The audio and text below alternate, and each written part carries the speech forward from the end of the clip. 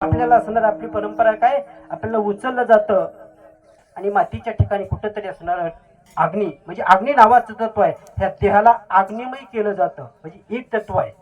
पुन्हा पाणी, लहान लहान पद्धतीची मुलं असतील, त्यांची मुलं असतील, नातवंड असतील, धर्मपत्नी असेल, त्यांना पाणी बसणारं पाजण्याकरता लावलं जातं. म्हणजे पाणी नावाच्या तत्वाला जीव एकत्रित येतो.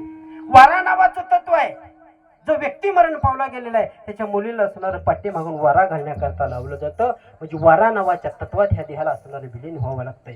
पृथ्वीत मी मग सांगितलं मातीत गेला, अग्नीच्या ठिकाणी मी गेला, वायू नावाच्या तत्वात गेला आणि जळल्यानंतर धुरा वाट आकाश नावाच्या तत्वाच्या ठिकाणी एकरूप होतो. आणि पुन्हा तेज नावाचं तत्व राहिलं त्या तेजात देखील देह विलीन होतो. तसं आज ज्यांचं वर्ष श्राद्ध आहेत ना, ते पंचतत्वाच्या ठिकाणी विलीन झाले. जन्म म्हणजे काय, काढलं गेलेलं तिकीट आहे.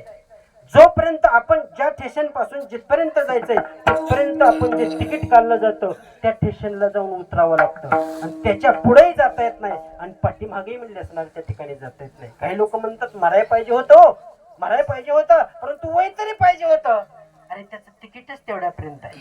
जसं कुरवाडीत जर आपण तिकीट रेल्वे स्टेशनचं काढलं गेलो आणि आपल्याला जर सोलापूरला उतरायचं असेल तर आपण सोलापूरचं तिकीट काढतो आणि सोलापुरातच उतरलो जातो.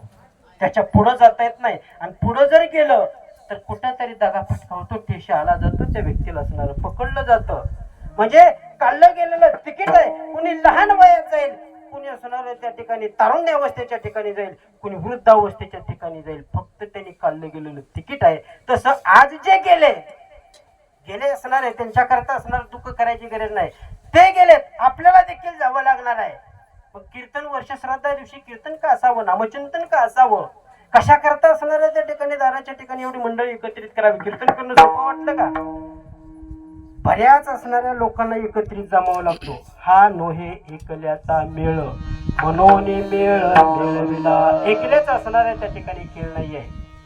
प्रत्येकाला फोन करावा लागते, भजनी मंडळ एकत्रित जमा करावं लागते, गायन असणारी लोकांना बोलावं लागते, मृदंग वाजवणाऱ्या लोकांना बोलावं लागते, विनेकरी बाबाला बोलावं लागते. म्हणजे प्रत्येकाला एकत्रित करून आता नामचिंतन दारात भजन म्हणजे एवढी साध्या पद्धतीची गोष्ट नाही. भाग्यवंता घरी भजन कीर्तन. जो भाग्यवंत आहे ना त्याच्याच अंगणाच्या ठिकाणी भजन कीर्तन घडलं जातं. मी सांगत होतो वर्ष श्राद्धाच्या दिवशी नामचिंतन किंवा कीर्तन कशा करता असावं. पंडूराजा मरण पावले गेले आणि पंडूराजा मरण पावल्यानंतर स्वतःच्या पुण्याईनं स्वर्गापर्यंत जाऊन पोचले. आता मेली कशा करता, शाप होता. दोन असणाऱ्या एका ऋषीचं आणि असणाऱ्या ऋषींच्या पत्नीचं हरणाच्या रूपाच्या ठिकाणी मैथून चालू आहे. पांडवाने असणार पंडूराजाने ते पाहिलं आणि शिकार करण्याकरता म्हणून बाण सोडला आणि ऋषीच्या असणाऱ्या त्या देहाला बाण लागला गेला. हरण वेशाच्या ठिकाणी देहाला बाण लागला आणि बाण लागल्याबरोबर ते ऋषी धाराचे पडले आणि पृथ्वीच्या ठिकाणी पडले. पडल्यानंतर ऋषीची पत्नी समोर आली आणि ऋषीच्या पत्नीला विनंती केली, राजा माझ्या प्राणनाथाला असणार तू मारलो गेलो, मैथून चालूय आणि मैथून अवस्थेच्या ठिकाणी तू मला मारलो ना, इथून पुढे तू जर तुझ्या स्त्रियांना स्पर्श करशील तर तुला देखील मारावं लागल. पांडवाला द्यायला गेलेला पंडूराजाला असणारा शाप आहे. शापामुळं एवढे असणार आता चिंता आणि चिता हे माणसाला त्या ठिकाणी पावलोपावली जाणार. दोन्ही सख्य बहिणी आहेत. चिता ही जिवंत माणसाला त्या ठिकाणी जाळते आणि चिता ही मेल्यानंतर असणारे त्या ठिकाणी जाळते. चिता एकाच वेळेस जाळते, चिंता पावलोपावली जाळते बरं का. प्रत्येक असणाऱ्या व्यक्तीला एखाद्या जर ध्यास लागला ना, आता आपलं कौटुंबिक विचार करा, मुलं बाळ सासू सुना सगळे जर घरात एकत्रित सुख समाधानाने जर असले तर ते घर सुखाने नांदलं जातं किंवा त्या घरात अजिबात चिंता वाटत नाही. एवढं जरी सुख असलं आणि एकाच गोष्टीची चिंता असली ना, रात्रंदिवस तो असणारा व्यक्ती असमाधानी असतो. रात्रंदिवस त्याचा ध्यास लागला तो. मग सहजासहजी लोकांची जरी गाठ पडली तरी म्हणतो माझ्या पोरीचं तेवढं बरं असलं ना, काय नाही मला चिंता करण्याची काही गरज नाही. म्हणजे जिवंत माणसाला पावलोपावली जाणारी चिंता आहे. तसं पंडूराजाला त्या ठिकाणी चिंता लागली. स्पर्श करावा तर शाप आहे. बरेच दिवस लोटले गेले आणि लोटल्यानंतर आता प्रत्येक जीवाला किंवा प्रत्येक ऋषीवर्याला त्या विषयाने असणारा घाला घातला ना, त्या विषयानेच घाला एके दिवशी पंडूराजाला घातला आणि माद्री नावाच्या धर्मपत्नीला स्पर्श केला. स्पर्श केल्याबरोबर पंडूराजा त्या ठिकाणी मरण पावले. मी सांगत होतो कीर्तन कशा करता, वर्ष श्राद्धाच्या दिवशी नामचिंतन कशा करता. पंडूराजा मरण पावले आणि स्वतःच्या पुण्याने स्वर्गपद प्राप्त झालं, स्वर्गापर्यंत गेले, परंतु आज जाता आलं नाही. दारापाशी जाऊन थांबले. दारापाशी जाऊन थांबले. नारद महर्षी एके दिवशी गमन करता करता पंडू राजाकडे गेले आणि पंडू राजाला विचारलं, राजा, स्वर्गात तुम्ही आला बरोबर आहे, परंतु तुमच्या निज पदाला जायला पाहिजे होतं, निज पदाला काय जाऊन पोहोचला नाही.